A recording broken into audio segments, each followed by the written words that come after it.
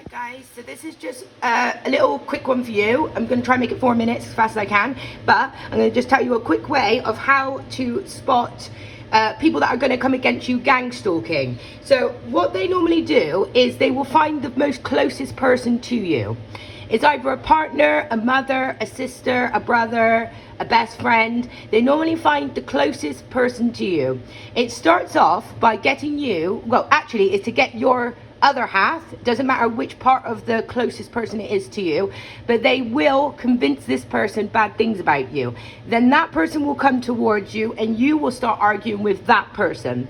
Now, once you've argued with that person, you will push that person away. Say this is your mother or your sister, those two people in that family, because you've argued with them, they'll go tell your other brothers and sisters. They'll go tell your other family members, and they'll send off, stay away from her, stay away from him. So the first person who wants to gang stalk you has now accomplished getting rid of family members, getting rid of partners, getting rid of anyone who is going to support you through bad struggles or bad times, okay? Then once they know that you've got the family taken away, they then bring in a decoy. Now if you're like me, I think they brought in about 11 or 12 different decoys. Some were my ex's friends, Lee, other ones was Mark from prison, other ones was Sam Pope from the pub, his friends from when he was younger. Another Sam was friends with my neighbour Paul, his best friend Chris, his brother.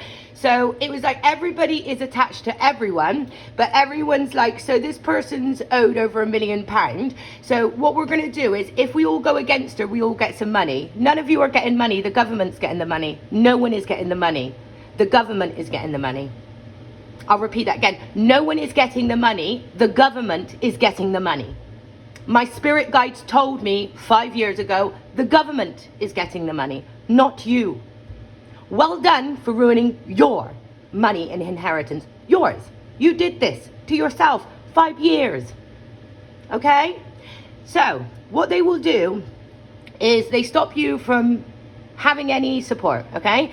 Then the neighbor or someone close to you will come in and ask, pretend that you're your friends, ask you questions about your life. So what gang stalkers need to do is they need to find out a little bit about you so they can put fake lies with true facts. So when somebody comes to ask you about your life, they might ask you some of the true facts, which you'll agree to. And they will miss out the lies because they're disgusting, creepy, horrible rumors.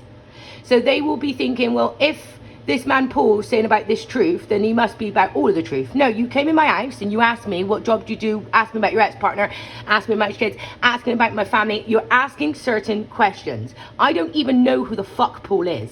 All I know is a druggie and alcoholic, and stay away from me. You're not welcome in my home. You were only welcome in my home when Sam was here. When Sam left, you weren't allowed in. Did you notice that? Sam was the one who got you in here, and you notice that when Sam left, you left, okay? Now, what I was going to say is, what they do is after that, they will go in places. So like with me, I have severe anxiety. I have not been in a pub since I gave my number to Sam. And then apart from that, I went to a pub with I think I was like 21 years old, and it was my best friend Danny, who's died now. It was her wedding, and I went in the pub, and it was only for her wedding, and then I left like about really early in the daytime. And then when I was younger, my parent used to take me in the pub all the time, and my other parent had to come find us to take us home. So even as like a 10-year-old, 9-year-old, 8-year-old, I was out until 12:30 at night eating pork fucking scratchings with paedophiles in pubs. I can't stand pubs. I don't want to go in pubs. You're all alcoholics, you're all drinking, and you're all touchy, okay? So when I was older, I made comments like I would never take children in a pub. When I was in the women's centre, this woman was like watching my channel, and she said, she was part of the gang stalking, she was watching my channel, and she said a big comment about she has Mills in the pub with her kid. And I'm like, that's you, but you don't have a childhood wound like me.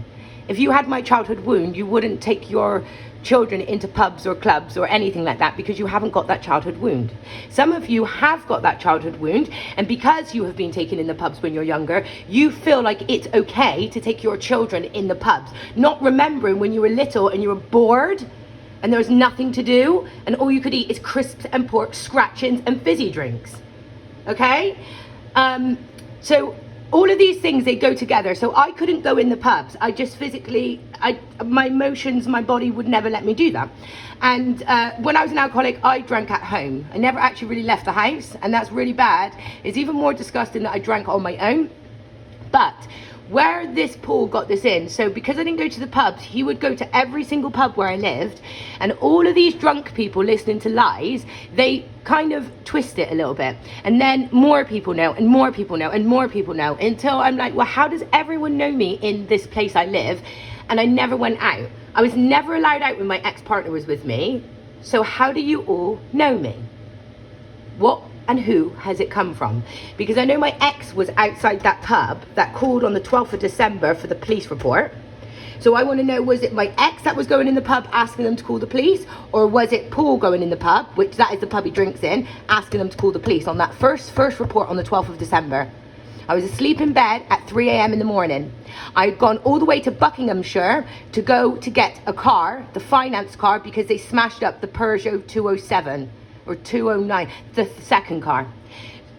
So I had to get the train, and lucky enough when I got arrested I had the train tickets on the way, so it could tell that I was leaving, and I'd only got back at like 10 p.m. So I think yeah, so it was like they knocked my door down at 3 a.m. I was back by 10. We'd only been back 5 hours, but the lady upstairs and her boyfriend Paul had been calling the police.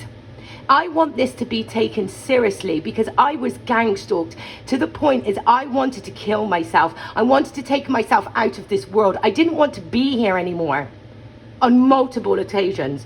There was this one time when I really wanted to end it, and I remember Sam coming by, and I was like cleaning my car, and he never knew that was like a really bad day for me, and I was just cleaning, like, why is everyone following me? Why is this red following me to the school? It was so scary. And he came by and he just said, oh, well done, Mary, for doing your car. He's like, how are you doing today? And he didn't realise he saved my life that day just by talking to me.